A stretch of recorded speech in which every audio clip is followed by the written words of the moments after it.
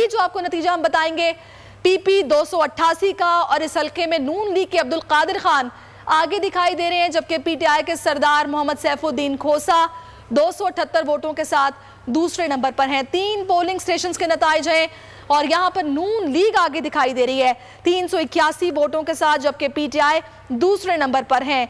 और ये पीपी 288 के नतीजे थे जिनसे आपको हमने आगाह किया, जहां पर नून लीग आगे थी। और अभी ये पीपी 282 के नतीजे हैं जहां पर आज़ाद उम्मीदवार अंसार मोहम्मद आगे दिखाई दे रहे हैं और पीटीआई के कैसर अब्बास खान का दूसरा नंबर है। दोनों के वोट बराबर है 196।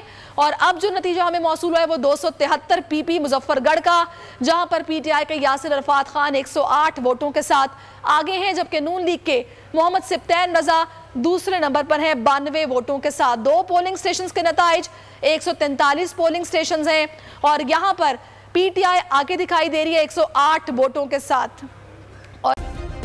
सब्सक्राइब करें और बेल दबाएं ताकि कोई खबर रह न जाए।